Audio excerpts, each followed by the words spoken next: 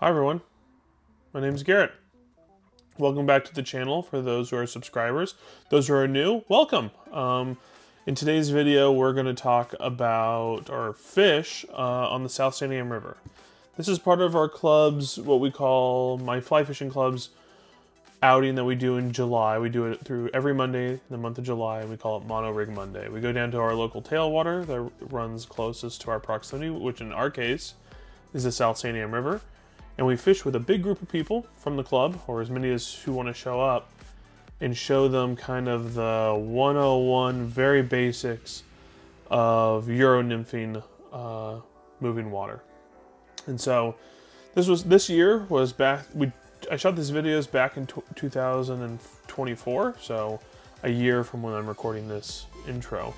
But we had my good friend Han Lee, who's a competitive fly angler out of Vancouver, Washington. He came down all 4 weeks, which was very generous of him, and spoke to us about it. And you'll see some clips here where he's talking to the group on the last Monday that we had. And so with Han coming down and me being a guy who's also done competitive fly fishing and does a lot of Euro nymphing, and then a few of our other club members that fish a lot also Euro nymph, they came and showed kind of the new people on what to do. And so we'll kind of get into this. It's kind of the 101. So first section of these of the videos where you see at one location, you're going to see us behind someone's house that has property on the South Santiam. He's a friend of the club. He let us come and fish there, which was really nice. In that clip, you're going to see a friend of mine, Frank, take a fall in the river. He's fine. It happened at the worst time for me possible. Luckily it was shallow water, but I hooked a fish, he fell, I kept an eye on him, he walked off just fine. He was a little cold and a little wet, but other than that, he was fine. So don't freak out, everyone. Everything's good there. Honestly, I couldn't tell you what nymph was the specific one there, but we'll talk about it at the end, about flies I like on the South Santiam in general, and we'll kind of get into it.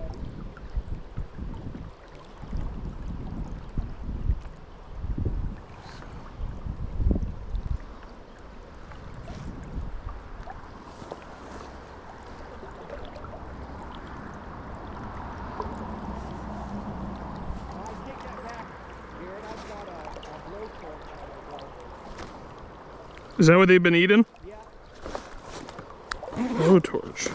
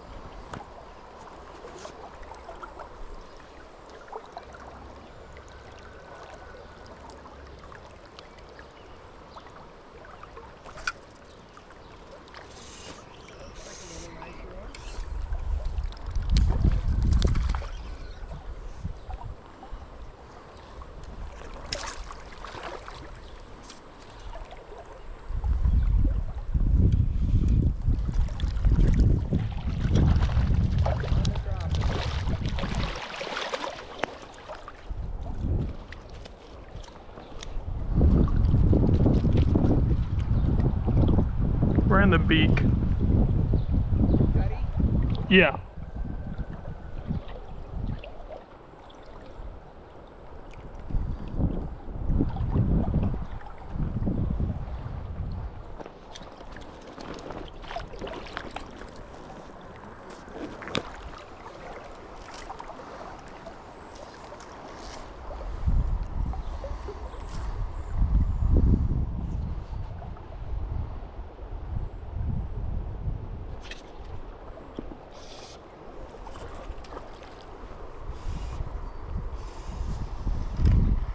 Oh! Are you doing okay, Frank?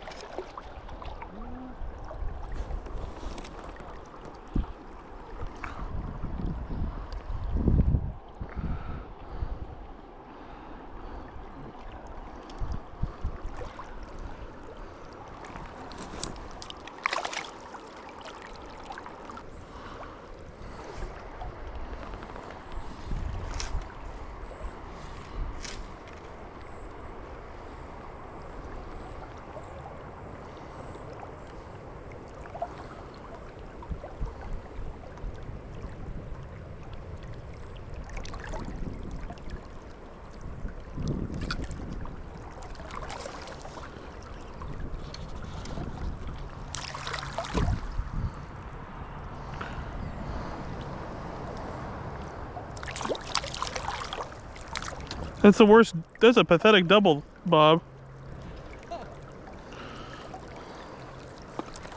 There's no such thing as a pathetic double. I mean, one fish is barely bigger than my fly.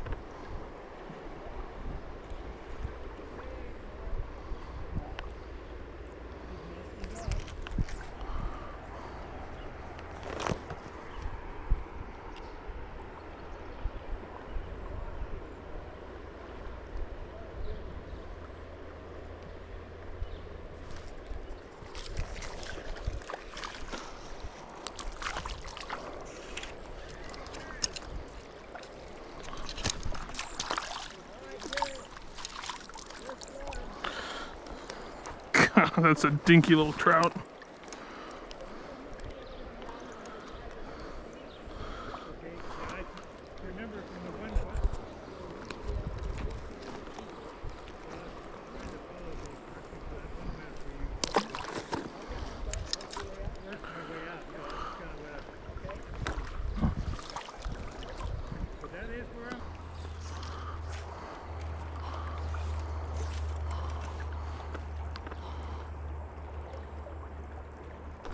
Oh! That sounded interesting. It was a fish.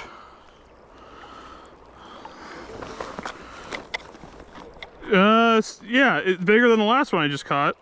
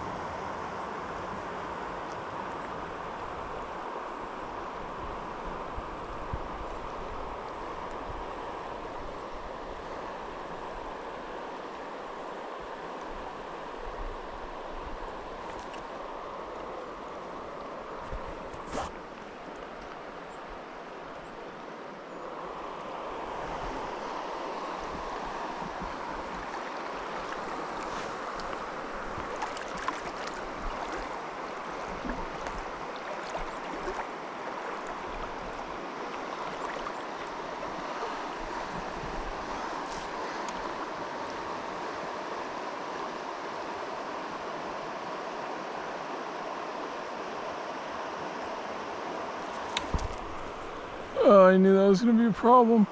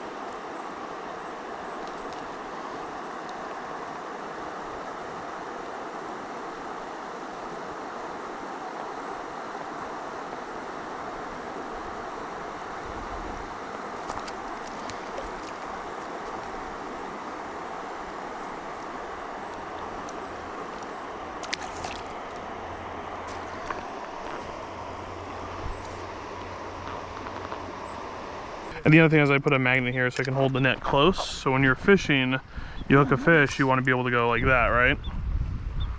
That's the idea. I usually just reach around and grab it. Right, and that's nice too, but having this up here when I'm walking, I like it behind me, but when I'm fishing, I would prefer it here. I'm doing my thing, fish. Just pull right off. Yeah. I like that. But Han's net is much better for just like for doing that because it's a very wide net and it's a relatively deep net, so that's really nice. Yeah, mine is just it was the nice wooden one. But... And then when it comes to a pack, I love a sling pack. I'm a big fan of sling pack, but going to a chest pack has made me much more efficient because my entire workstation is right here. I have a chest pack. I've been wearing this vest. And I just need to get more organized. I have a butt pack, a chest pack, and a vest. I can't tell you how many packs I have. I have 2 chests, 4 hip packs. Marv's kind of struggling. I want to leave on help him. Well, he should put this. He's at a weird junction. You should have the staff upstream of him to be a break.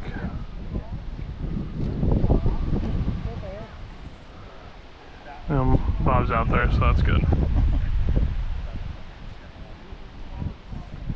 So you're more of a fan of the cider versus the pins? The pins? What do you mean when you say pins? Oh, so you can mark your own? Oh, no, I do both. Oh, okay. When it's bigger water and I'm going to be throwing bigger flies, I'll fish my 10.5 foot 3-weight. If it's smaller water, smaller flies, a little bit more finesse, I'll fish my 2-weight and I use wax, which is the same as a marker. Yeah, I like a wax.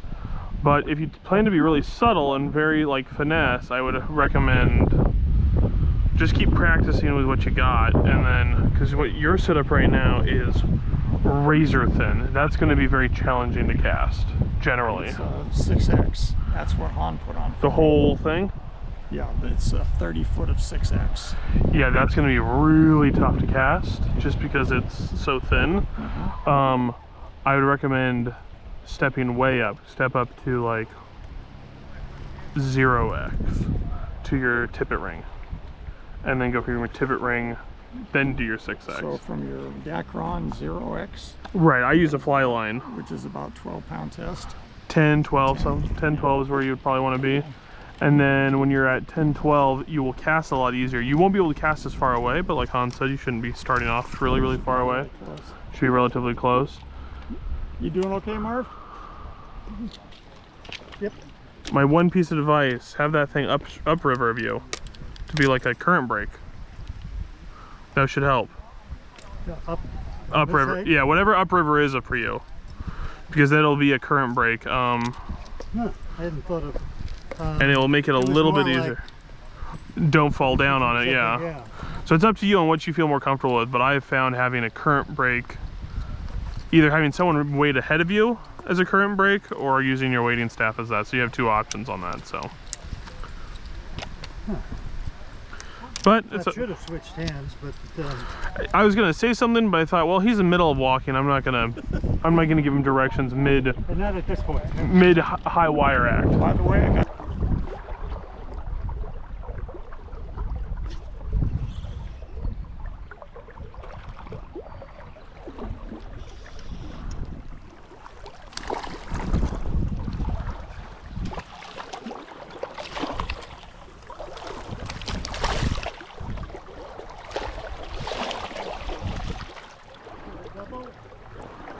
Say again?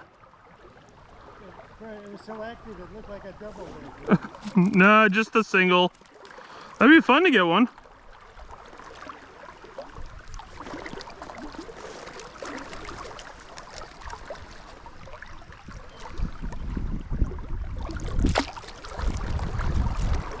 All right, how was that?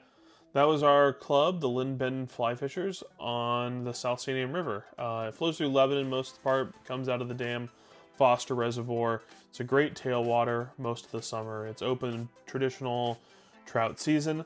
The only downside to it is you probably notice a lot of pretty small fish. Nothing huge, nothing gargantuan on there. We got a couple okay native cutthroats out of the river. Rest are just kind of stock or rainbows. The reason why the fishing wasn't so great this year that we filmed this, and it's probably not going to be great for a little while, unfortunately. There's been some injunctions and some legal battles going on, which has resulted in the dam, Foster Reservoir Dam, being released in crazy CFS at the beginning and the end of the season. And so what that's done is it pushes a ton of water down the river and pushes out some of the unhealthier fish, which is great. The downside is it pushes a lot of sediment down the river, and that seems to have quelched a lot of bug activity and bug life, which results in not very many fish and not very big fish. And so it's all in hopes of getting anadromous fish up the river system towards the dam, and I really hope that works. We love native anadromous fish, but we also want to make sure that the river is still enjoyable for everybody. So hopefully they'll come to a compromise, and maybe they'll do the flush at the end of the season instead of the beginning. Hopefully now that they've done a couple flushes, the sediment backup isn't as high as it was the first round. We're just hoping for our best. But before we go, I want to talk about the flies that we used, or at least I used. And so one of my #1 producing flies is a Frenchie on the South Santiam. And it's a very specific type. It's unique in the sense that it has a no dubbing collar. So it's just Coq de Leon tail, pheasant tail and wire body, and then a hot thread behind the bead. It's real simple, really, really simple fly.